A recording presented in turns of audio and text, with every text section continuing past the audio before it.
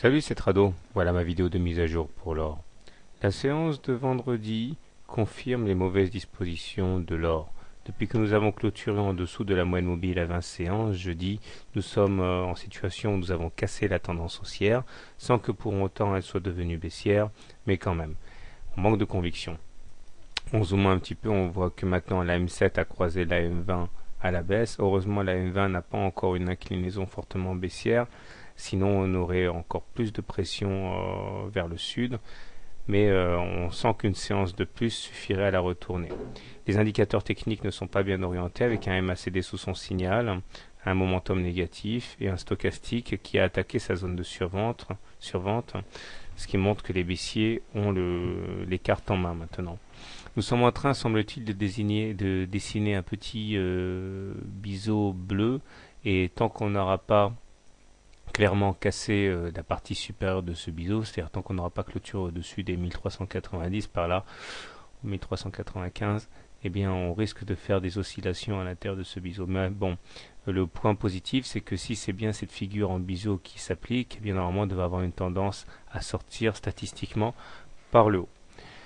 Le canal noir ici est toujours en place, et si on devait également terminer la rotation dans laquelle nous sommes actuellement, il faudrait s'attendre à ce qu'on aille chercher 1344 par là.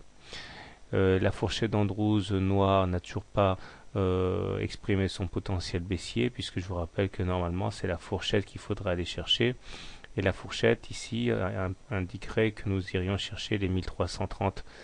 Le mauvais sort serait rompu au cas où nous clôturions au-dessus de la fourchette d'Andrews noire, c'est-à-dire au-dessus des 1400.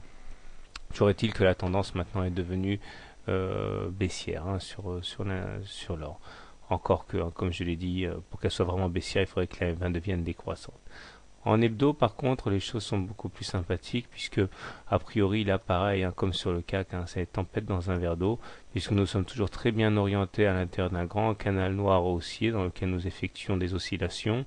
La M20 est croissante, le MACD est au-dessus de son signal est positif, le momentum est positif, le stochastique est toujours bien orienté sur des hauts niveaux, donc pas vraiment de quoi paniquer sur cette unité de temps.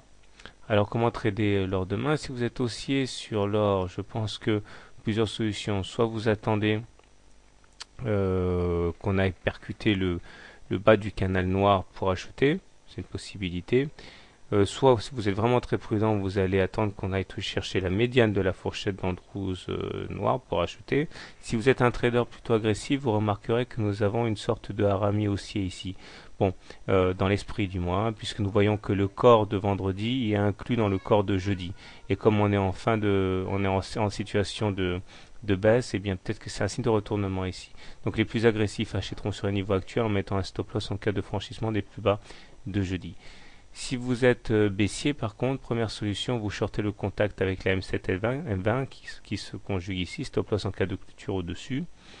Ou alors vous attendez qu'on aille chercher le haut de la fourchette d'Andrews noire pour parier sur une continuation de la baisse, tant qu'on n'aura pas cassé par le haut cette fourchette d'Andrews noire. Voilà. Personnellement, vu la situation actuelle, je préfère rester neutre sur l'or parce que la tendance est globalement baissière, mais il y a quand même des signes qui montrent qu'il y a des forces de contrôle, des forces haussières. Donc je vais rester sans conviction sur l'or. Bonne soirée, bon trade, à demain.